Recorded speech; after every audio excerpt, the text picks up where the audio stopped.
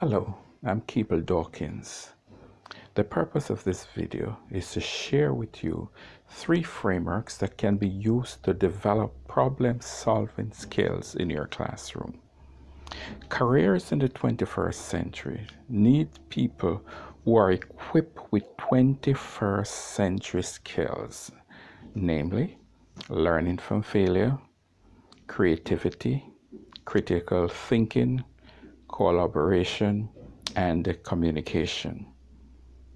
Today, it is imperative that our teaching be structured around the development of these skills. Today, I will share with you 3 of these frameworks: 5 Whys, Affinity Mapping, and 635 C-Sketch. These problem-solving techniques were used successfully in business over the years to drive innovation. Today, they have been applied to education with good results. Let me start with the 5 Whys. What is 5 Why? It is asking questions to get the root cause of a problem. Typically in business, it is used for troubleshooting, quality improvement, and problem solving. How does 5 Why work? Well, students can work in pairs. Write the problem to be solved on the top of the page. Start asking why relating to the problems like an inquisitive toddler. Write down a possible answer. Ask whys to that answer. And then ask as many whys as you need in order to get insight at the level that can address the problem. Typically, this is 5 Why. Well, that maybe sound like a mumble jumble there, but let's look at one example. Just follow the screen, and this one is: why is the Washington Monument crumbling or deteriorating? Let's look at the question asked. Then look at the answer given.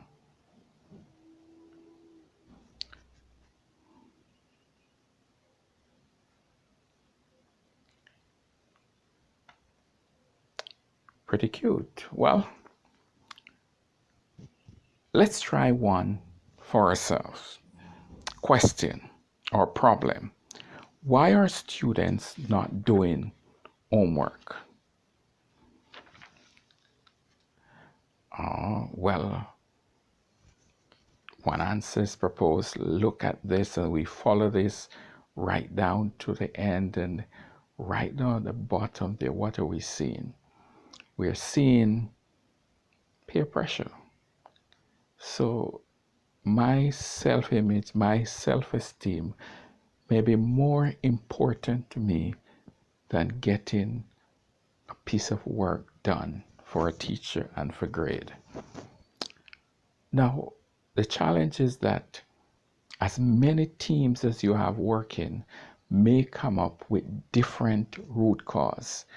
But is that a problem? No, that definitely, those are the many different ideas that we can distill and work at and solving the problem. The fact is that for each student, the problem or the root cause of their problem may be different. So it comes to negotiation and to discussing those problems to see which one, as administrator, as a teacher, is more important for me to attack this stage.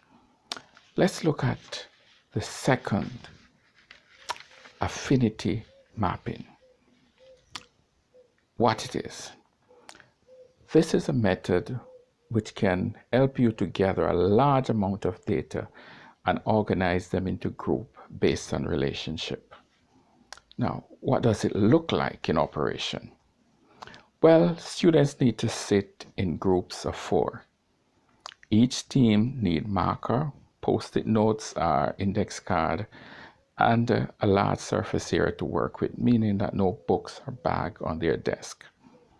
Each team will be given a problem. For example, how to solve crime in the Bahamas. The process involves 5 sequential steps. 1, student will generate idea. 2, students will display the idea. 3, students will sort the ideas into group. 4, create header cards for each group. And 6, draw the finished diagram or copy it with your phone. Individually, for about 5 minutes, the students will generate as many ideas as possible to the problem. At the end of 5 minutes, all the cards will be displayed on the table. The team will communicate, collaborate, negotiate, whatever, to get their ideas into 3 or 4 categories. They will then give names or heading to each category.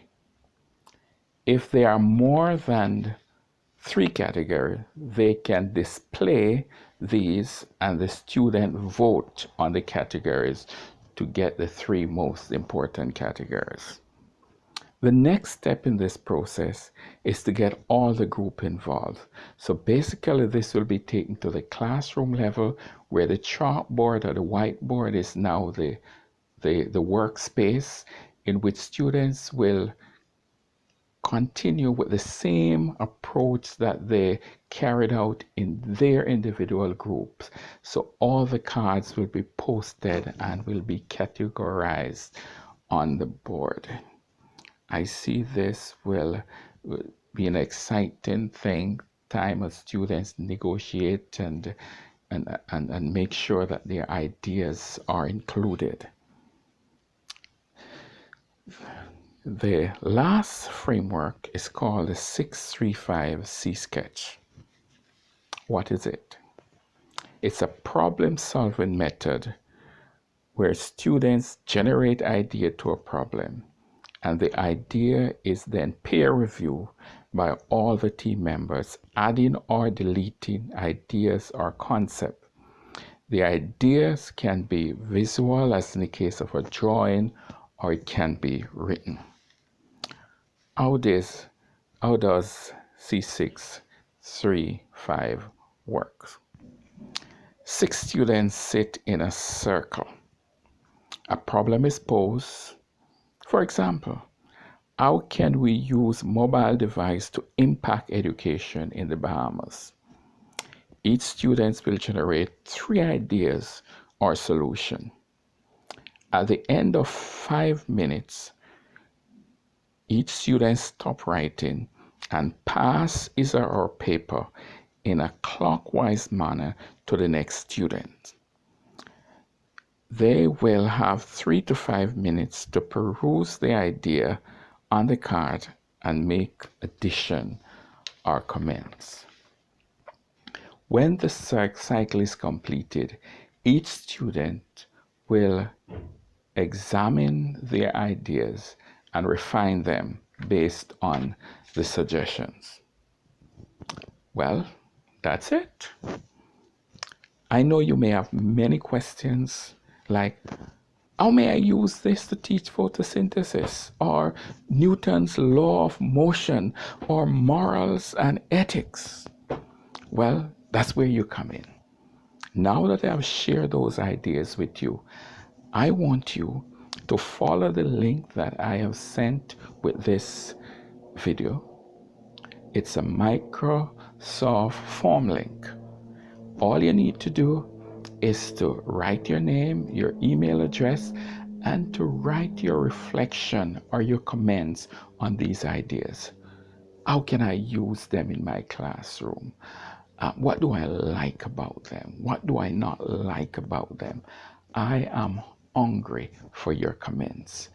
Thank you for participating in this activity.